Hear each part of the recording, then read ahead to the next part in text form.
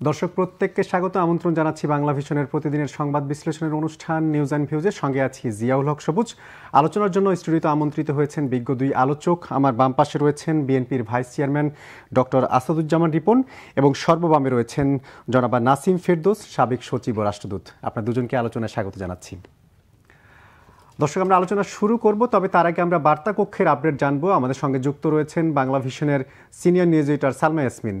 আপনার কাছ থেকে জানবো আজকের দিনের উল্লেখযোগ্য কি সংবাদ রয়েছে। ধন্যবাদ সবুজ। বিশ্বজুড়ে গণমাধ্যমের খবরে গুরুত্ব পেয়েছে সিরিয়ার এক নায়ক বাশার আল আসাদের পালিয়ে যাওয়ার খবরটি। তিনি কোথায় গেছেন এ সম্পর্কে নিশ্চিত তথ্য না থাকলেও অনেকেই ধারণা করছেন যে তিনি রাশিয়া গেছেন। তার 24 বছরের শাসনের অবসানের রাস্তায় নেমে আনন্দ মিছিল করেছে জনতা। দেশটি জুড়ে কারফিউ জারি করেছে বিদ্রোহীরা। শক্তি বাড়ানো হয়েছে সীমান্তে। এরপরেই দেশের খবর। বাংলাদেশের সহকারী হাইকমিশনে হামলা ও জাতীয় পতাকা অবমাননার প্রতিবাদে ভারতীয় হাইকমিশনে স্মারকলিপি দিয়েছে ছাত্রদল, যুবদল, স্বেচ্ছাসেবক দল।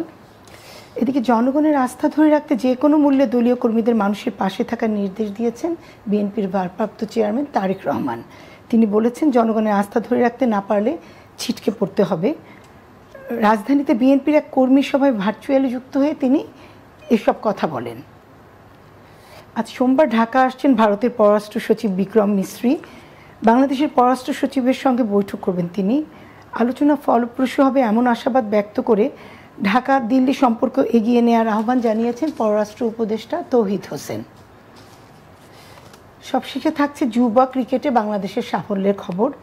ভারতকে হারিয়ে অনূর্ধ্ব-19 এশিয়া কাপ ক্রিকেটের শ্রেষ্ঠত্ব ধরে রাখল বাংলাদেশ। শিরোপা জিতল টানা দ্বিতীয়বারের মতো। দুবাই আন্তর্জাতিক স্টেডিয়ামে ফাইনালে 59 রানে ভারতকে হারিয়ে জয় পায় টাইগার যুবারা। ধন্যবাদ সবুজ। এই ছিল দিনের উল্লেখযোগ্য খবরগুলো। ধন্যবাদ আপনাকে। আমরা কথা বলছিলাম বাংলা ভিশনের সিনিয়র নিউজ এডিটর সালমা ইয়াসমিনের সঙ্গে। আমরা আলোচনা শুরুটা করতে চাই নাসিম ফেরদৌসকে দিয়ে। আমরা যেটু খবর পেয়েছি, বিভিন্ন গণমাধ্যমের খবর, ব্যক্তিগত বিমানে দেশ ছেড়ে পালিয়েছেন সিরিয়ার প্রেসিডেন্ট বাশার আল আসাদ। যদিও এখন পর্যন্ত কেউ নিশ্চিত করে বলতে পারছেন না তিনি আসলে কোথায় গেছেন বা কোন দেশে গিয়েছেন। আসলে কোন দেশে তিনি যেতে পারেন, এইটা একটা বিষয় জানতে চাই। আরেকটি হচ্ছে, এই যে 24 বছরের তার যে স্বৈরতন্ত্র, এটা আসলে কিভাবে অবসান ঘটলো, কারা ঘটালো এই স্বৈরতন্ত্রের অবসান? ধন্যবাদ আপনাকে। আমি প্রথমে শুরু করতে চাই আমাদের ক্রিকেট দলকে অভিনন্দন জানিয়ে। তারা এটা একটা মাইল ফলক বিভিন্ন কারণে। ভারতকে এই মুহূর্তে ভারতকে হারিয়ে তারা মানে মনের জোর শক্ত রেখেছে এবং ভালো খেলেছে দুটোই, সেজন্য তাদেরকে অভিনন্দন। আসাদের এই হঠাৎ করে চলে যাওয়া, হঠাৎ করে তার অনেকটা রাজত্বই ছিল এটা সিরিয়াতে, তার 24 বছরের রাজত্ব, সেটা এরকম হঠাৎ করে ধসে পড়ে যাওয়া একটু আশ্চর্যজনক বটে। কিন্তু কিছুদিন থেকে যখন ইসরায়েল যখন বিভিন্ন জায়গায় বম্বিং করছিল বা আক্রমণ করছিল, সিরিয়াকে কিন্তু তারা বাদ দিয়ে করে নাই। সিরিয়াতে বেশ বড় বড় কয়েকটা আক্রমণ করেছে তারা, এবং এই শক্তিটা কিন্তু, আসাদের শক্তিটা কিন্তু তখন কমে গেছে, মানে তার ভরসার জায়গাটা কমে গেছে। ইসরায়েল কিন্তু আবার ইরানেও গিয়ে ধ্বংসাত্মক বোমাবাজি করেছে, সেটাও কিন্তু একটা আতঙ্কের বা আশঙ্কার জায়গা ছিল আসাদের জন্য, সিরিয়ার জন্য। তো আমার কাছে মনে হয় যে এই কারণে আসাদ ঠিক ধরে রাখতে পারছিলেন না তার ইয়েটা। আর তার বিরোধী দল তো ছিলই অলরেডি, অনেক জায়গা উনি আগেই হারিয়েছিলেন আলেপো আর ইয়েতে।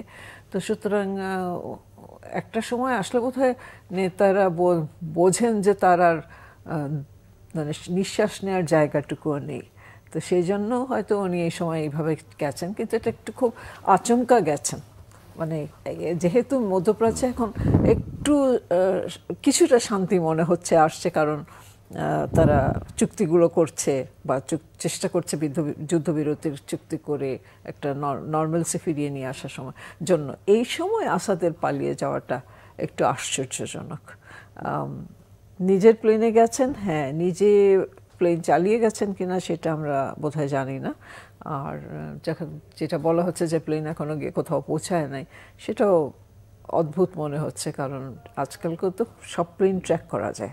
এত মডার্ন আপনার টেকনোলজি যে সব প্লেনই তার নিজের সব কিছু সুইচ অফ করলেও ট্র্যাক করা যাবে। তো সেটা কেন ট্র্যাক করতে পারছে না, এবং ট্র্যাক করতে পেরে এমন কোনো জায়গায় গিয়ে উপস্থিত হয়েছেন যারা তাকে সেই সাপোর্ট দিয়ে ট্র্যাক মানে করে নিয়ে গেছে, গাইড করে নিয়ে গেছে তার প্লেন, এমনও হতে পারে। সেটা কোথায় হতে পারে? সেটা তো অবভিয়াস মনে হচ্ছে রাশিয়া, কিন্তু ইরানও হতে পারে, বলা যায় না। ইরানেও উনি খুব কমফোর্টেবল থাকবেন, সুতরাং ইরানেও হতে পারে। আর এছাড়া ওই অঞ্চলে তো আর কোনো দেশ নাই যে আসাদকে গ্রহণ করবে বা নজরে পড়ে না সেরকম কোনো দেশ। আর কোথাও গিয়ে যে লুকিয়ে থাকবেন সেটারও সম্ভাবনা খুব কম। আর এমনিতে এই যে ঘটনা ঘটার পরে বিশেষ করে রাশিয়া, ইসরায়েল কিংবা তুরস্ক, ইরান সবগুলোর সাথে মিলালে যদি সিরিয়ার ঘটনাকে মেলানোর চেষ্টা করা হয়, সম্পর্কটা আসলে কোন লেভেলে গিয়ে ঠেকলো, কে থাকলো, কে সিরিয়ার পাশে থাকতে পারে, কে তার মিত্র শক্তি থাকতে পারে? সিরিয়ার মিত্র আছে, আসাদের মিত্র আছে কিনা সেটা আলাদা কথা, কিন্তু সিরিয়ার মিত্র আছে। আমি মনে করি টার্কি আসাদকে সাপোর্ট করেছিল এক সময়, এবং খুব ভাবে না, প্রকাশ্য না, কিন্তু তারা চায়নি যে আসাদের পতন হোক। এবং এরকম বাকি দেশগুলো যারা আরব বসন্তের পেয়েছে, ঝড়টা পেয়েছে, তারা কেউ আমার মনে হয় না কি চাইবে যে সিরিয়া একদম ধ্বংস হয়ে যাক বা আরব বসন্তের মাধ্যমে। এটা তো অনেকটা আরব বসন্তের জের হিসাবেই হলো, তো সেইটার মাধ্যমে সিরিয়াতে একেবারে শূন্য হয়ে যাক। কারণ একজন নেতা 24 বছর পরে চলে গেলে পরে, আর যদি অন্য অপোজিশনকে উনি তো মাথা ছাড়া দিয়ে দাঁড়াতে দেন নাই কখনো, সেরকম অপোজিশন যদি একটা খুব স্ট্রং অপোজিশন থাকতো তাহলে মনে করতাম যে অন্যান্য দেশ সেটা সহায়তা করেছে। কিন্তু এটা খুব একটা ঘোলাটে একটা পরিস্থিতিতে আমার এখন আছে বলে মনে হয়। জি, ডক্টর আসাদুজ্জামান রিপন, আমরা যেটা জানতে পারলাম যে বিশেষ করে 24 বছরে যে ঘটনাটা ঘটেনি সেটা হয়তো 12 দিনেই ঘটে গেল। আমরা যদি এই 24 সংখ্যাটিকে ধরে এগোই, এই যেই 24 সাল, যেখানে 24 বছরের স্বৈরতন্ত্রের অবসান ঘটলো, ঠিক 4 মাস আগে বাংলাদেশেও 16 বছরের স্বৈরতন্ত্রের অবসান ঘটেছিল। ক্ষমতাচ্যুত শেখ হাসিনার পতন ঘটেছিল, শোচনীয় পরাজয় হয়েছিল। দুই নেতাই দেশ ছেড়ে পালিয়েছেন। এই দুটি সংখ্যাকে বা এই দুটি ঘটনাকে আপনি কিভাবে দেখবেন? ধন্যবাদ আপনাকে। আসলে যখন পালিয়ে যাওয়ার পরিস্থিতি তৈরি হয় তখন এভাবেই হয়।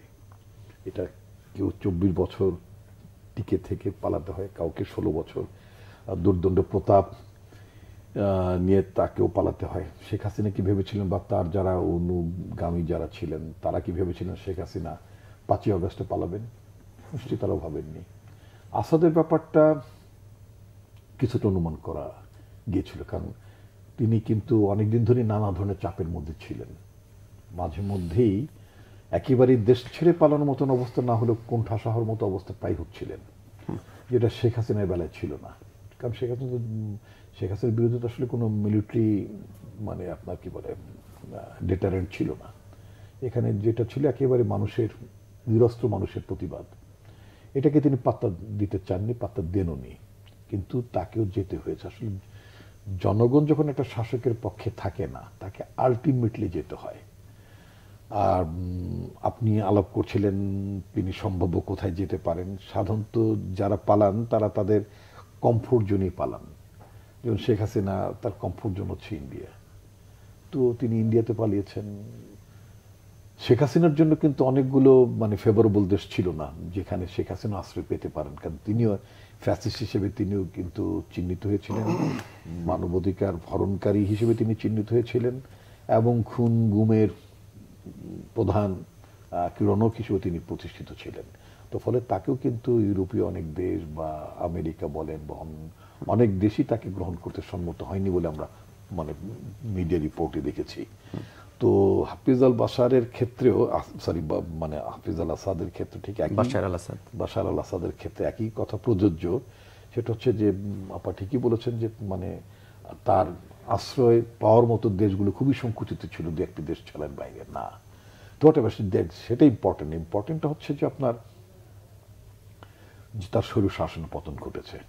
যতটা স্বৈর শাসনের পতন ঘটার ব্যাপারটা আছে, তার চেয়েও এখানে বিশ্ব রাজনীতির প্রেক্ষিতগুলো কিন্তু অনেক গুরুত্বপূর্ণ। যারা তাকে ডিসলজ করতে চেয়েছে সেটা শুধুমাত্র গণতন্ত্রের জন্য না, মানবাধিকারের জন্য না, এখানে ভূ রাজনীতি, তাদের অঞ্চলের যে যে আপনার খেলাধুলাগুলো আছে সেটা একটা মানে অন্যতম কারণ ছিল। এবং এগুলো ঠেকিয়ে অথবা এগুলোর মুখে তিনি তো 24টা বছর টিকে ছিলেন।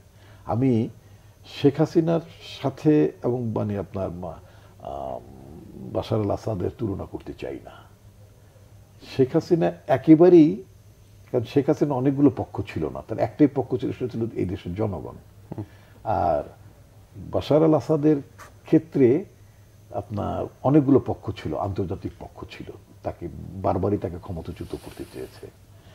এখন যেটা দেখার বিষয় সেটা হচ্ছে মানে সিরিয়াতে মানে স্ট্যাবিলিটি কিভাবে আসবে অথবা সিরিয়ার নিয়ন্ত্রণ কারা নেবে, দ্যাট ইজ অলসো ইম্পর্টেন্ট, সেটা আরো পরে দেখা যাবে। একটি কথা আমাকে মনে করতে হয় যে আমাদের দেশের যে পতিত স্বৈরাচার তারা কিন্তু একসময় একটা কথা বলতেন যে বাংলাদেশে যদি শেখ হাসিনার যদি পতন ঘটে অর্থাৎ শেখ হাসিনার শাসন যদি না থাকে তাহলে বাংলাদেশ সিরিয়া হয়ে যাবে। সিরিয়া মিনস একটা কনফ্লিক্টিং কান্ট্রি, নানা ধরনের উপদল ইত্যাদি ইত্যাদি নানান কিছু হবে, এই ধরনের তারা প্রেডিকশন করেছিলেন। এবং দেখেন ঘটনাটা কি দাঁড়ালো, সেটা হচ্ছে যে বাংলাদেশ সিরিয়া হয়নি, সিরিয়াটা বাংলাদেশ হয়ে গেছে। অর্থাৎ কিরকম বাংলাদেশ থেকে একটা স্বৈরশাসনের পতন ঘটেছে, তাই না? ওখানেও মানে স্বৈরশাসনের পতন ঘটেছে।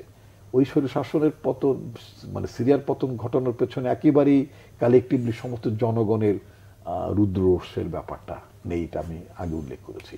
তো যাই হোক, আমাদের দেশেও কিন্তু আপনার মানে এই যে মানে আপনি কনফ্লিক্টের কথা বললাম, যে সিরিয়াকে যারা মানে সংঘাতময় অঞ্চল হিসেবে পরিণত করেছিল, বাংলাদেশের এই যে একটা পরিবর্তন ঘটলে পরিবর্তনটা কিন্তু ইন্ডিয়া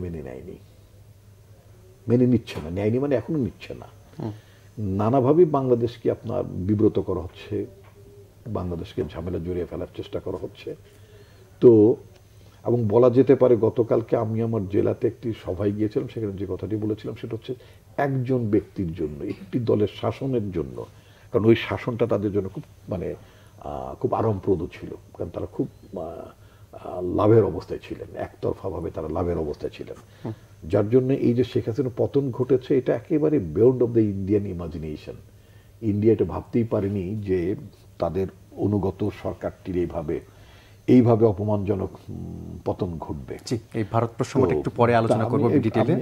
এখানে একটু শেষ করে, সেটা হচ্ছে যে আপনার এটা পছন্দ করেনি বা এটা মানে মানতে পারেনি বলে পুরো 18 কোটি মানুষের বিরুদ্ধে ইন্ডিয়া এখন নেমে পড়েছে, বলা যেতে পারে 18 কোটি মানুষের সাথে শত্রুতা করছে শুধুমাত্র একজন ব্যক্তির জন্য, একটি স্বৈরাচারী গোষ্ঠীর মানে শাসন পতনের দুঃখে। জি, নাসিম ফেরদৌস, আপনার কাছে এই আসাদ প্রসঙ্গে আরেকটু জানতে চাই যে আসাদ দেশ ছেড়ে চলে যাওয়ার পরে সিরিয়াতে যে ইরানের দূতাবাস ছিল সেখানে হামলা হয়েছে। আমরা কিছুক্ষণ আগে বিভিন্ন গণমাধ্যমের খবর দেখছিলাম যে ইসরায়েলি সেনাদের অনুপ্রবেশও ঘটেছে কিছু কিছু জায়গায় সেই সিরিয়ার ক্ষেত্রে। আসলে সিরিয়ায় যে বিভিন্ন নিয়ন্ত্রণের কথা বলা হচ্ছে, যেটা ডক্টর রিপন বলছিলেন যে আসলে কার নিয়ন্ত্রণে যেতে পারে সিরিয়া, এটা কি আসলে কোন গোষ্ঠী তাদের উপর নিয়ন্ত্রণটা আরোপ করতে পারে? আমি সিরিয়ার জন্য খুব একটা সুখময় ভবিষ্যৎ দেখছি না। আমার কাছে যেটা আশঙ্কা সেটা হলো যে সিরিয়াতে কিন্তু ইসরায়েল একবার না আগেও আর কয়েকবার করেছে, বম্বিং করেছে বা আক্রমণ করেছে।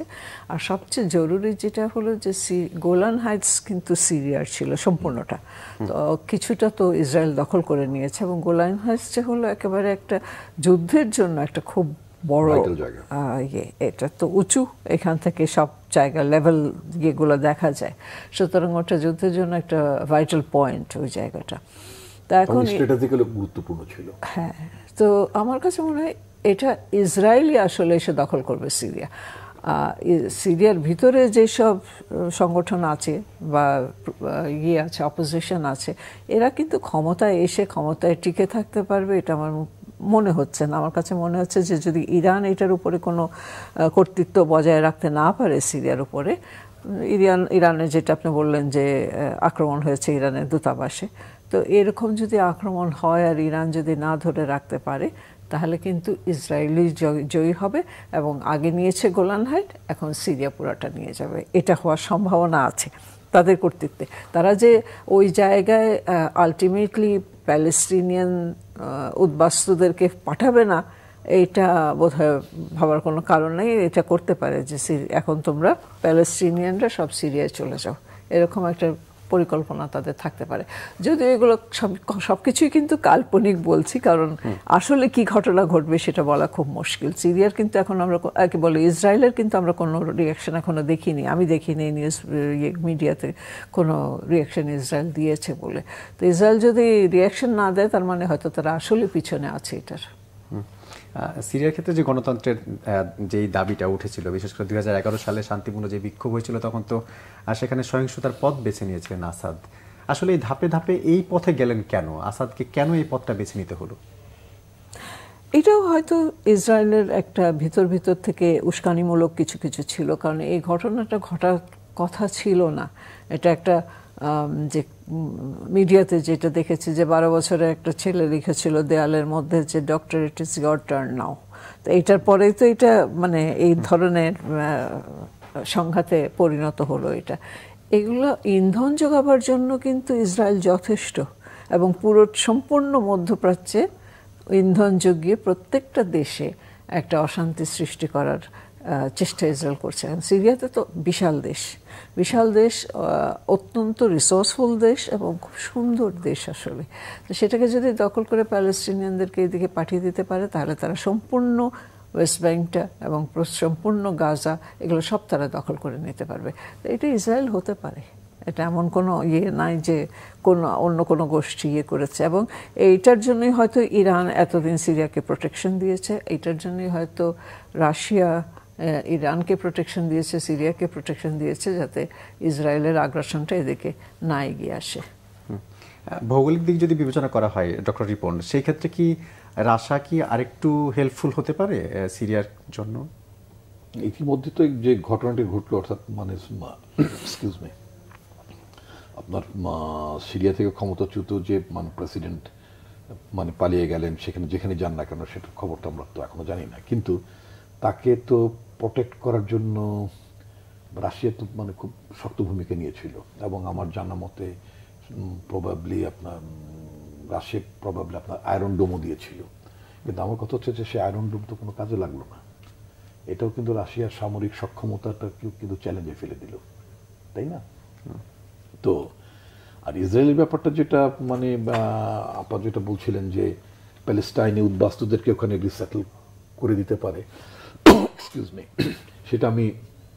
সেটার সংখ্যাটা আমি কম দেখি এই কারণে যে সিরিয়ার যে বিশাল ভূমি, সেই বিশাল ভূমিতে যদি আপনার উদ্বাস্তু প্যালেস্টাইনিদেরকে যদি রিসেটল করায়, সেখানে কিন্তু প্যালেস্টাইনিরা কিন্তু বরং নতুন করে তাদের একটা শক্তির নতুন উন্মেষও ঘটতে পারে সেখান থেকে। গোলান হাইট তারা দখল করেছে, এটা যেমন সত্য, এবং তাদের আরো কিছু স্ট্র্যাটেজিক জায়গা তাদের দখল করার দরকার আছে, এবং গোলান হাইটটা এখন পর্যন্ত ইসরায়েলি আপনার আগ্রাসন বা দখল থেকে মুক্ত করা সম্ভব হয়নি। এই ক্ষেত্রে ইরানের দূতাবাসে যেভাবে আপনার হামলা হয়েছে, ইরান তো সেখানে খুব নিশ্চুপ থাকবে বলে আমার মনে হয় না। একটা কাউন্টার রিটেলিয়েশন, সেটা আপনার সিরিয়াকে কেন্দ্র করে হোক অথবা ইসরায়েলি আগ্রাসনের বিরুদ্ধে হোক না কেন, ইরানের পক্ষ থেকে একটা প্রত্যুত্তর আসবে, এবং ইরান কিন্তু মোটামুটি সেই ধরনের সক্ষমতা সঞ্চয় করছে আমি মনে করি। তো সবচেয়ে বড় কথা, বিশ্ব যে একটা সংঘাতময় জায়গার দিকে চলে গেল, সেটা হচ্ছে সবচেয়ে বড় অ্যালার্মিং। একদিক দিয়ে ইউক্রেন যুদ্ধটা কিন্তু চলছে এখনো, এবং ইউক্রেন যুদ্ধ কিভাবে শেষ হবে, নিষ্পত্তি হবে, ওখানে তো তাও ট্রাম্প একটা কথা বলছেন যে ঠিক আছে, রাশিয়া যতটুক নিয়ে ছোটুক ছেড়ে দিয়ে মোটামুটি একটা সমঝোতা করো। এখানে কি সেরকম সমঝোতা হবে যে যতটুকু ইসরায়েল নিয়ে ফেলেছে ওটাকে মেনে ঠেনে মোটামুটি একটা সমঝোতা হবে? তবে ইরান সিরিয়া, আমার যেটা ধারণা দীর্ঘ সময় ধরে এখানে আপনার কনফ্লিক্ট থাকবে, এটা খুব সহজে স্টেবল হওয়ার কোনো সুযোগ থাকবে না। আর ইসরায়েল যদি একেবারেই চোখে পড়ার মতো আগ্রাসনে লিপ্ত হতে চায়, একটা গভর্নমেন্টকে ডিসলজ করা, আর একটা হচ্ছে তার ভূমি দখল করে অন্য কোনো পরিকল্পনার পায়তারা করা, সেটা বোধহয় এই মুহূর্তে তাদের জন্য ডিফিকাল্ট হবে। কারণ নেতানিয়াহুর অবস্থা কিন্তু তার নিজের দেশও খুব ভালো না, ইতিমধ্যে তিনি যুদ্ধাপরাধী হিসেবে তিনি মানে অলরেডি ওয়ান্টেড হয়ে আছেন। তাকে নিঃসন্দেহে তিনি গ্রেপ্তার এড়াবেন সেটা আলাদা কথা, কিন্তু তিনি তো গ্রেপ্তারের হুমকির মধ্যে আছেন। তো সুতরাং বাড়তি বিড়ম্বনা তিনি সৃষ্টি করবেন, সেটার চেয়ে আমি যেটা দেখতে চাই যে আসলে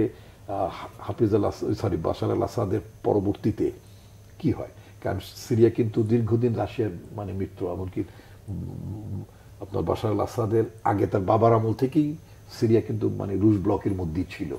সুতরাং রাশিয়া এখানে যদি তার এটা যদি পরাজয় স্বীকার করে নেয়, সেটা মানে সেটা রাশিয়ার জন্য অনেক ডিফিকাল্ট। পাশে টার্কি তো একটা নতুন শক্তি এই মাসে, যে মানে মুসলিম দেশগুলোর মধ্যে মানে টার্কির কিন্তু একটা নতুন ধরনের একটা শক্তি হিসেবে কিন্তু তার মানে আবির্ভাব ঘটেছে। সুতরাং মানে তুরস্কের কথা বলতে চাচ্ছি আমি। সুতরাং তুরস্ককে কিন্তু একেবারে আপনার মানে ইগনোর করা যাবে না। এখানে নানা কারণে আপনার মানে রাশিয়া বলেন, আপনার টার্কি বলেন, ইরান বলেন, এই দেশগুলোর এক ধরনের একটা মানে নতুন অ্যাপ্রোচ আসবে। শেষ পর্যন্ত যেটা দেখা গেল এখন পর্যন্ত আরব কান্ট্রিজগুলোর মধ্যে, পার্টিকুলারলি সৌদি আরবের কথা যদি ধরি, সৌদি আরব কিন্তু আগের মতো একেবারেই মানে আপনার রুশ বিরোধিতা বা চীন বিরোধিতার জায়গায় কিন্তু ছিল না। তাদের কিন্তু এক নতুন ধরনের একটা অ্যালাইনমেন্টের দিকেও তারা গিয়েছিলেন।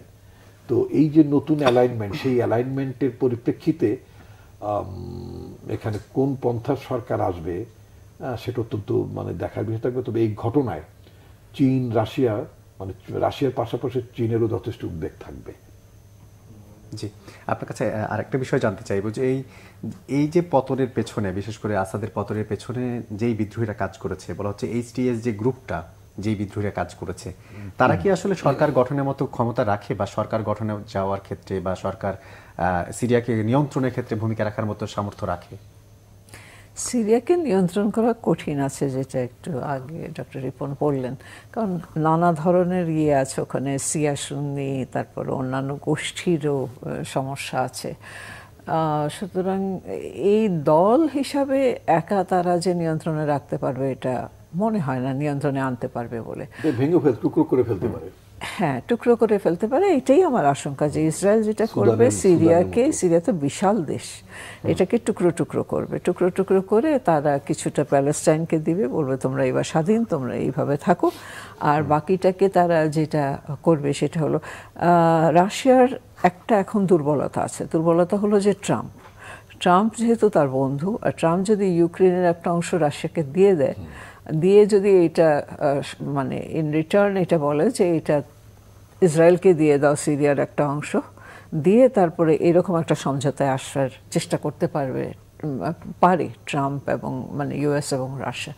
এটা অ্যাকসেপ্টেবল হবে কিনা সেটা অন্য ব্যাপার, কিন্তু এবং তারপরে এটা এখানে একটা তৃতীয় মহাযুদ্ধ লাগবে কিনা সেটাও, কারণ ইরান তো ইসরায়েল যেরকম করে নিউক্লিয়ার, ইরানও তো নিউক্লিয়ার, এবং ইরান এখনও কিছুই করে নাই, মানে এতগুলো আঘাত, এতগুলো খুব ধৈর্য সহকারে ইরান কিন্তু এতদিন সামাল দিয়েছে তাদের এই কিন্তু রাশিয়া যদি ছুটে যায় এই অ্যালায়েন্স থেকে, ইরান, সিরিয়া, রাশিয়ার যে অ্যালায়েন্স, এটা যদি ছুটে যায়, তাহলে ইরানকে একটা শক্তমুক্ত করতে হবে, কারণ না হলে তো তার এক্সিস্টেন্সই প্রশ্নবিদ্ধ হয়ে যাবে, ইরান থাকবে কিনা এই মানে এইরকম পরিস্থিতিতে। এবং ইরানের কিন্তু মধ্যপ্রাচ্যে ইরানের বন্ধু কিন্তু কম, কারণ যেহেতু ইরান শক্তিশালী এবং আণবিক শক্তি আছে, সেটা অন্যরা ভয় পায়। আর সৌদি আরবিয়া অবশ্যই ইরানকে কখনো সাপোর্ট করে না, বা সংঘাত, তাদের তো সংঘাতই আছে। সম্পর্ক উন্নয়নের চেষ্টা কিন্তু সৌদি আরবের পক্ষ থেকে ইরানের সাথে ছিল, এটা চলমান আছে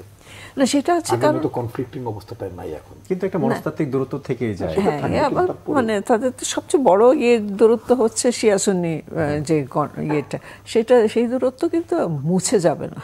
সুতরাং যতই সম্পর্ক উন্নতি করার চেষ্টা করুক আর জায়গায়, সবাইকে একত্রিত হয়ে যদি মুসলমান দেশগুলো কিছু করতে পারে, তাহলে হয়তো স্টেবিলিটি আসতে পারে, না হলে কিন্তু এটা কোন দিকে যাবে কেউ বলতে পারে না। জি, আমরা আলোচনা করব, ছোট্ট একটা বিরতিতে যেতে হবে। দর্শক, নিচ্ছি ছোট্ট একটা বিরতি, একটু পরেই ফিরবো, আমাদের সঙ্গে থাকুন।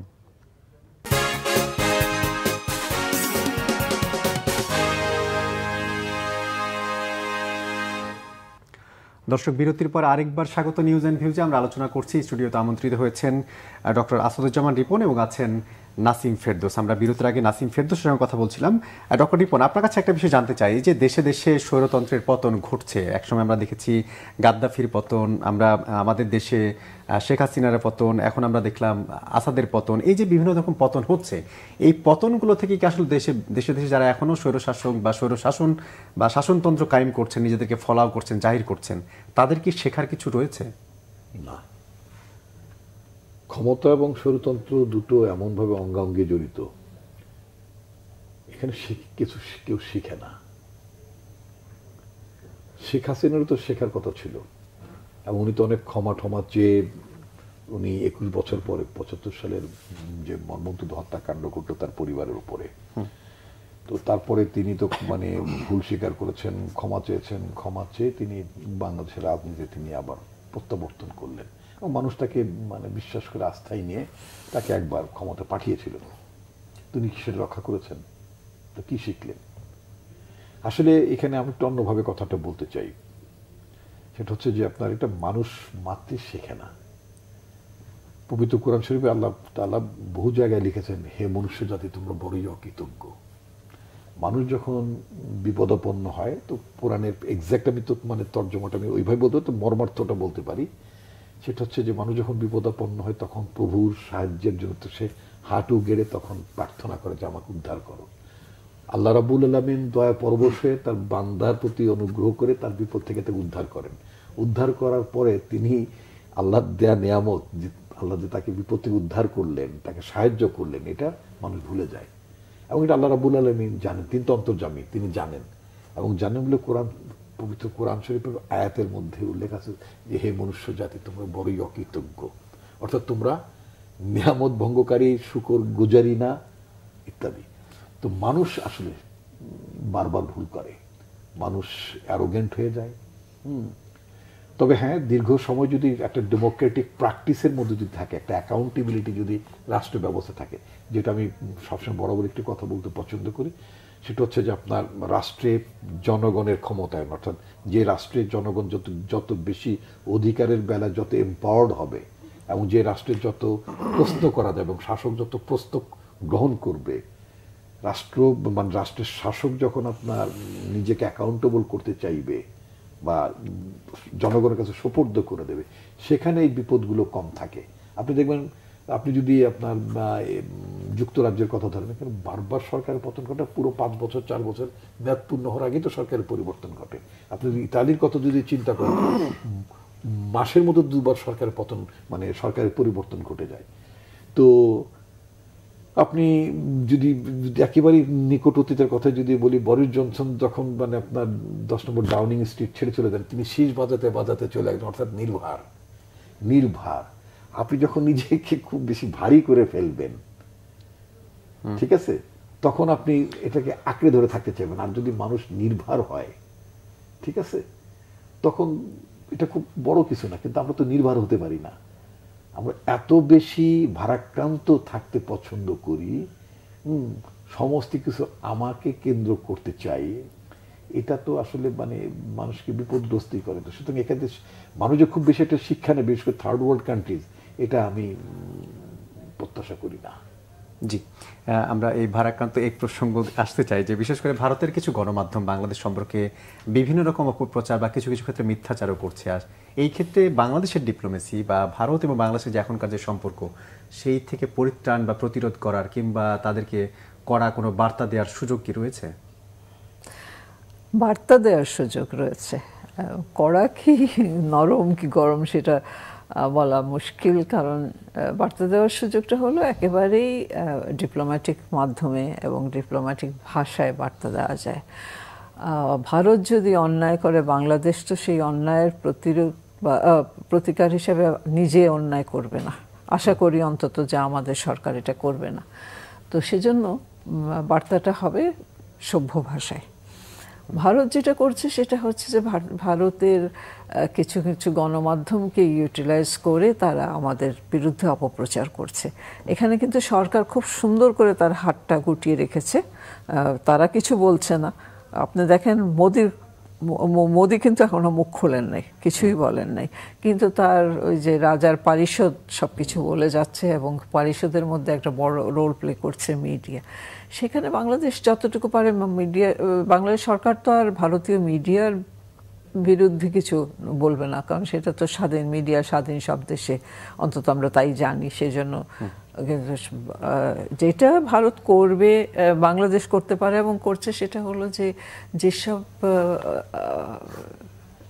হয়েছে, অ্যাটাক হয়েছে, যেমন কলকাতায় যেটা হলো আমাদের ডেপুটি হাই কমিশনে, বা আগরতলায় যেটা হলো, এবং অন্যান্য আছে, হুমকি ছিল দিল্লিতে করবে, এগুলোর বিরুদ্ধে ভারত যাতে যথেষ্ট প্রোটেকশন দেয়, কারণ এগুলো তো হলো যে একটা দেশের extension of the country. Embassy হচ্ছে এক্সটেনশন, এটা তো হচ্ছে আমার এই দেশের উপরে আমার যতখানি দাবি, আমার বিদেশে আমার এমবাসির উপরে আমার এই একই দাবি, সেটা, এবং সেটা ইনভায়াবল একটা জায়গা। সেখানে বাংলাদেশি যদি যখন বিপদে পড়ে, সে এমবাসিতে কেন যায়? কারণ ওই এমবাসিতে ঢুকে তাকে অ্যারেস্ট কেউ করতে পারবে না, চাইতে পারে কিন্তু অ্যারেস্ট করতে পারবে না।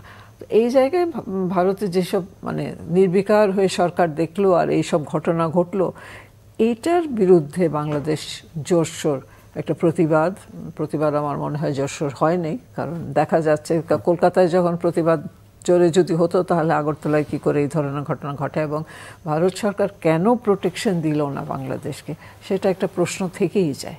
তো এইখানে আর কি সম্পর্ক, এমনিতে সম্পর্ক ভালোই আছে, থাকতেই হবে, কারণ আপনি কি করে সেই সম্পর্ককে একেবারে খারাপ করে ফেলবেন? কিন্তু প্রতিবাদের জায়গাটা একটু শক্ত করতে হবে। জি, যে আগরতলায় বাংলাদেশ হাইকমিশনে হামলা এবং জাতীয় পতাকা অবমাননার প্রতিবাদে আজকে ভারতীয় দূতাবাস অভিমুখে বিএনপি পদযাত্রা এবং স্মারকলিপি দিয়েছে। আসলে আমরা কয়েকদিন দেখছিলাম যে প্রধান উপদেষ্টা বিভিন্ন রাজনৈতিক দল, ধর্মীয় নেতা, এমনকি শিক্ষার্থীদের সাথেও বৈঠক করছিলেন বিষয়গুলো নিয়ে, আসলে কিভাবে একটা জাতীয় ঐক্য গড়ে তোলা যায়। আজকে যেই পদযাত্রা হয়েছে, সেখান থেকে বিএনপি বা আপনার দল আসলে কি বার্তা দিতে চেয়েছে, বা জাতীয় ঐক্যের ব্যাপারে আপনাদের নীতির বা আপনার অবস্থানটা কোথায়? বার্তা শব্দটি আমি খুব ঘন ঘন বাংলাদেশে ব্যবহার করি। আমরা সবসময় তো এত ঘন ঘন বার্তা দেওয়া যায় না, একটা ম্যানিফেস্টেশন হয়। এটা ম্যানিফেস্টেশনটা হচ্ছে যে বিএনপি সরকারকে জানিয়েছে সরকারের সাথে বিএনপি আছে, সকল রাজনৈতিক দলও একইভাবে সংহতি জানিয়েছে যে সরকারের পাশে জনগণ আছে, এবং এটি হচ্ছে সরকারের সবচেয়ে বড় স্ট্রেংথ। একটা সরকার যখন জনগণের সরকার, অর্থাৎ জনগণ সমর্থিত সরকার, ওই যে বলেছিলাম বাই দ্য পিপুল, অফকোর্স এটা বাই দ্য পিপুল গভর্নমেন্ট, যদি ভোট হয়নি, ভোটের সরকার নেই এটা, but by the government. By the government means এই দেশের আপামর জনগণ শেখ হাসিনার পতন চেয়েছে এবং বাংলাদেশটা আবার রাইট ট্র্যাকে ফিরে আসুক, এটার জন্য ডক্টর ইউনূসের নেতৃত্বাধীন সরকারকে মানুষ সমর্থন করছে। এটা জনগণের সরকার, নিঃসন্দেহে জনগণের সমর্থিত সরকার। তো সুতরাং জনগণের সমর্থন, ভালোবাসা, সমস্ত কিছুই এই সরকারের পেছনে আছে, ডক্টর ইউনূসের নেতৃত্বাধীন সরকারের পেছনে আছে। তো রাজনৈতিক দলগুলো এবং অন্যান্যরা সবাই সরকারের সাথে আছেন, এটা সরকারকে জানিয়েছেন। আমাদের দল সবার আগে চিফ অ্যাডভাইজার ডক্টর মোহাম্মদ ইউনূসের সাথে দেখা করেছেন এবং তাকে বলেছেন যে আমরা আপনার সরকারের পেছনে আছি, সরকারকে সমর্থন করছি আমরা, এবং তিনি সরকারকে জাতীয় ঐক্যের উদ্যোগ গ্রহণ করার কথা বলেছেন। অ্যাকর্ডিংলি আমরা যেটা দেখলাম, আপনি যেটা উল্লেখ করেছেন, বিভিন্ন রাজনৈতিক দল, ছাত্র সংগঠন, অন্য অনেকের সাথে দেখা করেছেন।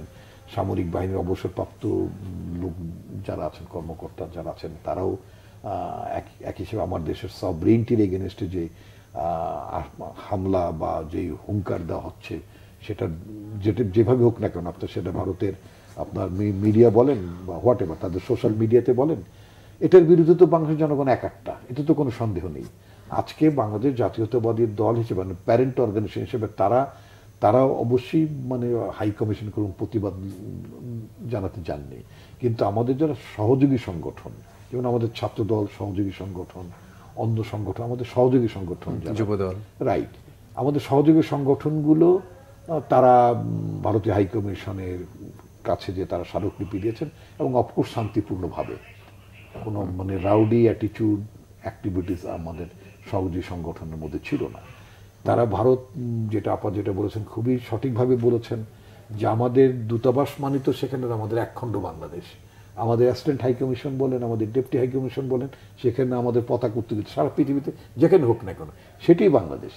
সুতরাং আমাদের বাংলাদেশের মর্যাদার প্রতি তারা মানে আঘাত করেছেন এবং ভারতের সরকার এটা প্রতিরোধে মানে উপযুক্ত এবং সময় উপযোগী সিদ্ধান্ত গ্রহণ করেননি। এটার জন্য আমরা অত্যন্ত দুঃখিত, আমরা প্রতিবাদ জানাই, নিন্দা জানাচ্ছি।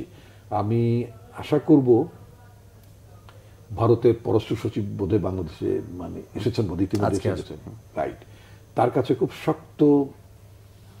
শক্তভাবে এটার প্রতিবাদ জানানো উচিত হবে। যদিও সরকার শক্তভাবে প্রতিবাদ জানিয়েছেন, ইন্ডিয়ান হাই কমিশনারকে ডেকে বলেছেন, প্রতিবাদ জানিয়েছেন, এটা ভারতের পররাষ্ট্র সচিবকে মানে জানিয়ে দেওয়াটা খুব সঙ্গত হবে।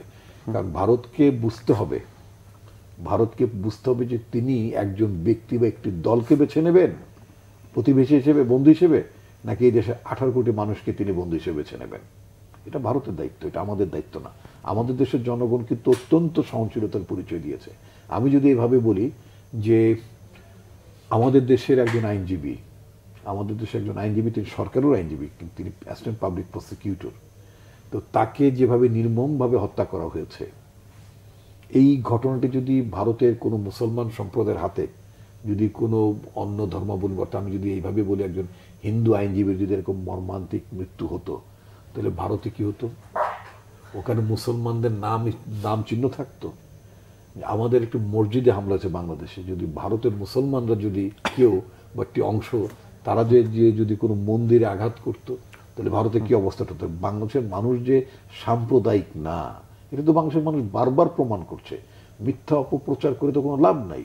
আমাদের দেশের মানুষ তো আসলে সাম্প্রদায়িক না, আমাদের মানুষ ধর্মবিদ্বেষী না। রাদার আমি বলতে চাই বাংলাদেশের মানুষ ভীষণভাবে একটা ধর্ম সহিষ্ণু জাতি। আমাদের দেশের মানুষ তারা অন্য ধর্মের প্রতি মানে সম্মান প্রদান করেন, অন্য ধর্মের নাগরিকদেরকে তারা নিজেদের প্রতিবেশী মনে করেন, মানে নিজের দেশে প্রতিবেশী ভাই বন্ধু হিসেবে তারা গণ্য করেন। এত কিছু ঘটার পরে বাংলাদেশের মানুষ যে এই সংযত আচরণ করেছে, যে সংযম দেখিয়েছে, হ্যাঁ, এর পরেও কি বাংলাদেশের মানুষের চরিত্রকে নিয়ে কি নিন্দা করা যায়? নিশ্চয়ই নিন্দা করা যায়। এরপরও যারা করছেন, ভারতের যে মিডিয়াগুলো ইতিমধ্যে পত্রপত্রিকা, যে আপনার হিউমার স্ক্যান বলে এখন বিষয় আছে, সেখানে তারা দেখেছে 49টির মতো ভারতীয় মিডিয়াকে মানে আইডেন্টিফাই করা হয়েছে যারা কন্টিনিউসলি বাংলাদেশের বিরুদ্ধে বিদ্বেষমূলক প্রচারণা চালাচ্ছে। এটা ভারত সরকারের নজর দেওয়া উচিত হবে। আমাদের সংবিধানে কিন্তু একটি কথা উল্লেখ করা আছে, আমি জানি না ভারতীয় সংবিধান আছে কিনা, আমাকে একটু খুঁজতে হবে, এখন কথা প্রসঙ্গে মনে পড়লো। আমাদের সংবিধানে একটি আইন আছে যে কোনো বন্ধুপ্রতিম রাষ্ট্রের সাথে সম্পর্ক হানি হতে পারে এমন কোনো কর্মকাণ্ড যদি আমার দেশের নাগরিক করেন, তাহলে তার বিরুদ্ধে কিন্তু রাষ্ট্রদ্রোহ মামলা হয়। কারণ ভুক্তভোগীটা ছিলাম আমি 1996 সালে যখন হাসিনা ফার্স্ট টাইম যখন ক্ষমতায় আসেন, তখন অনুপ চেটিয়ার উপরে আমি আমার পত্রিকাতে স্বনামে আমি একটা আর্টিকেল লিখেছিলাম। In fact that was A cover history I made for my political magazine. তো আমার অপরাধ আওয়ামী লীগের চোখে, যে আওয়ামী লীগ সরকারের চোখে ছিল, সেটা হচ্ছে যে আমি লিখেছিলাম যে অনুপ চেটিয়া, যিনি বাংলাদেশে এক সময় গোপনে আশ্রয় নিয়েছিলেন, বোধহয় বা এখানে গোপনে অবস্থান করতেন, আমি বলেছিলাম যে অনুপ চেটিয়ার যখন বয়স 16, 17 বা 18 এরকম একটি বয়স, 12 মানে এই ধরনের একটি বয়স, তখন তিনি বাংলাদেশের মুক্তিযুদ্ধ প্রত্যক্ষ করেছেন। আমাদের সংবিধানে লেখা আছে যে বাংলাদেশ যেহেতু রক্তাক্ত মুক্তি সংগ্রামের মধ্য দিয়ে স্বাধীনতা অর্জন করেছে, বাংলাদেশ পৃথিবীর মুক্তিকামী জনগোষ্ঠী মুক্তির আন্দোলনকে, স্বাধীনতার আন্দোলনকে তারা সমর্থন যোগাবে, এটা আমাদের সংবিধানে উল্লেখ করা আছে, প্রতিশ্রুতি দেওয়া আছে। তো Anup Chetia he was working for his peoples independence, মানে মনে হয়েছে। তো মানে অনুপ চেটিয়াকে যখন মানে তৎকালীন আওয়ামী লীগ সরকার যখন ভারতের কাছে তুলে দিল, আমি এই তুলে দেওয়ার ব্যাপারটিকে আমি সমালোচনা করে আমি লিখেছিলাম, যেমন এখন শেখ হাসিনাকে আমাদের হাতে তুলে দিচ্ছে না ভারত, বিষয়টা এরকমই অনেকটা, তাই না? ভারতে তিনি আশ্রয় আছেন, এখান থেকে ভেগে গিয়েছেন, এবং মানে মুক্তিযুদ্ধকালীন প্রধানমন্ত্রী যিনি ছিলেন মরহুম তাজউদ্দিন সাহেবের ছেলে সোহেল তাজ, তিনি উল্লেখ করেছেন জনগণের ঝাঁটা পেটা খেয়ে তিনি দেশ ছেড়েছেন, সোহেল তাজের ভাষায় বলছি, তিনি যে কথাটি বলেছেন। তো এমন একজন ব্যক্তিকে তো ভারত এখন পর্যন্ত আমাদের কাছে প্রত্যর্পণ করেননি, কিন্তু আমাদের দিদেন গভর্নমেন্ট অনুপ চেটিয়াকে যখন প্রত্যার্পণ করেন, এটা নিয়ে আমি একটা সমালোচনামূলক লেখা লিখেছি। কিন্তু প্রধান উপদেষ্টা রোহিং তো বলছে কিছু প্রক্রিয়া শেষ করে তাকে দেশে ফেরত আনার ব্যাপারে উদ্যোগ নেওয়া হবে। এরপর আমার বিরুদ্ধে একটা রাষ্ট্রদ্রোহ মামলার রুজুর প্রক্রিয়া চলছিল, আমার পত্রিকা নিষিদ্ধ করা হলো, then I had to leave the country, মানে আমাকে মোটামুটি পালিয়ে দেশ ছেড়ে মার্কিন যুক্তরাষ্ট্রে চলে যেতে হবে, একেবারে এক কাপড়ে বলা যেতে পারে। তো আমি ইন্ডিয়ান গভর্নমেন্ট, আমার বিরুদ্ধে অভিযোগ ছিল যে আমি সম্পর্ক হানির চেষ্টা, মানে আমার লেখার মধ্য দিয়ে বন্ধু রাষ্ট্রের সাথে সম্পর্ক হানির একটা চেষ্টা ছিল, বা ওদের ভাষা অপচেষ্টা। তো এখন বাংলাদেশ এবং ভারতের মধ্যে যে আপনার একটা বন্ধুত্বপূর্ণ সম্পর্ক হানির যে মানে অপচেষ্টা ভারতের কথিত মিডিয়াগুলো বা মেইন স্ট্রিম মিডিয়া অনেকেই তারা চালাচ্ছেন, আমি ভারত সরকার, আমি জানি না they are listening me or not, আমি তো জানি না। তো যদি আপনার টকশো যদি তারা কেউ শুনে থাকেন, তাহলে আমি যেটা মানে বিনয়ের সঙ্গে ভারত সরকারের দৃষ্টি আকর্ষণ করে বা তাদের হাইকমিশনের দৃষ্টি আকর্ষণ করে যেটা বলতে চাই, তাদের উচিত হবে যে ভারতের যে সমস্ত মেইন স্ট্রিম মিডিয়া অথবা যে সমস্ত মিডিয়া যারা বাংলাদেশের সাথে বন্ধুত্বের সম্পর্ক হানি হতে পারে, বাংলাদেশের মানুষ আঘাত পেতে পারে বা বন্ধুত্বের চেতনা নষ্ট হতে পারে, এই জাতীয় প্রচারণা থেকে ভারতীয় মিডিয়াগুলোকে ভারত বিরত থাকার জন্য অনুরোধ জানাবে এবং এই ধরনের এন্টি বাংলাদেশ ক্যাম্পেইন থেকে তারা বিরত থাকবে। জি, এটা আমি বলতে চাই। নাসিম ফেরদৌস, আপনার কাছে এই প্রসঙ্গে জানতে চাইবো যে ভারতের পররাষ্ট্র সচিব বিক্রম মিশ্রি আজকে ঢাকা আসছেন এবং বলা হচ্ছে এই যে দুদেশের সচিব পর্যায়ে পররাষ্ট্র সচিব পর্যায়ের বৈঠকের মধ্য দিয়ে দুদেশের সম্পর্ক একটা সম্পর্ক উন্নয়নের আশা করছে সরকার। আপনিও কি তাই মনে করেন আসলে এই পররাষ্ট্র সচিব পর্যায়ের যে বৈঠকের মধ্য দিয়ে দুদেশের সম্পর্কের বরফ কি আদৌ গলবে? দেখুন, এটা একটা রুটিন ব্যাপার, এইটা হচ্ছে বায়োলেটারাল কনসালটেশন অনেক দেশের সাথেই হয়, সুতরাং এখানে একটা পুরা রিলেশনশিপের পুরো গ্যাম্বিটটা আলোচনা হয় এবং সেখানে অবশ্যই এই প্রসঙ্গটা প্রাধান্য পাবে, বিশেষ করে কলকাতা, আগরতলা ইত্যাদি প্রসঙ্গ।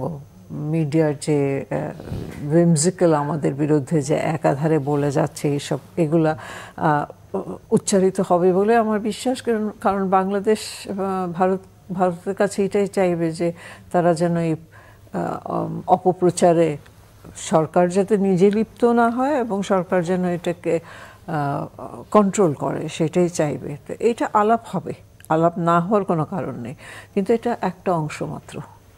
আসলে যেটা এই ধরনের কনসালটেশনের প্রধান উদ্দেশ্য হয় যে বাণিজ্য, বর্ডার এলাকা, পানি বন্টন, এই ধরনের যত রকমের ইস্যুস আছে যেগুলো আপনার রিজলভ না, আনরিজলভড ইস্যুসগুলো আছে বা নতুন করে যেগুলো হয়েছে সেগুলোর সম্বন্ধে আলোচনা করে মানে একটা আন্ডারস্ট্যান্ডিংয়ে আসা, সমঝোতায় আসা।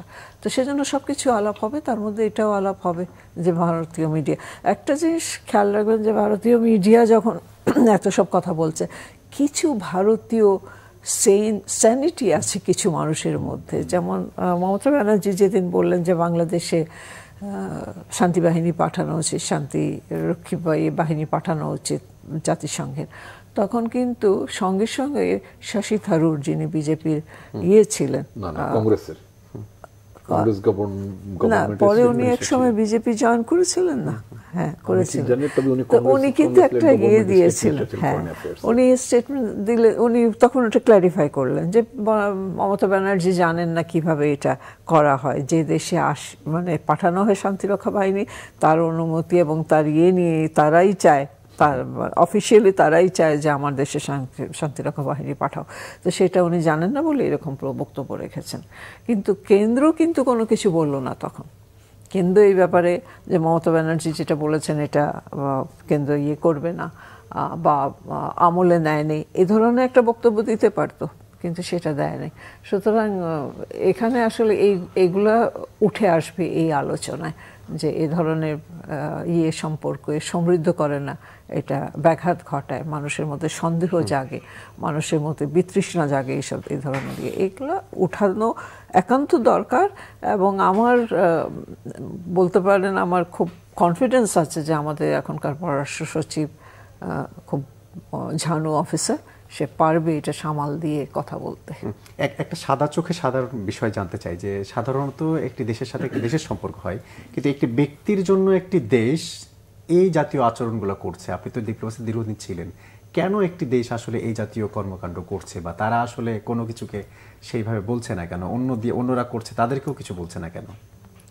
দেখুন, যে দেশে গেছেন সেটা এই অঞ্চলে সবচেয়ে শক্তিমান দেশ, দক্ষিণ এশিয়ার সবচেয়ে শক্তিমান দেশ।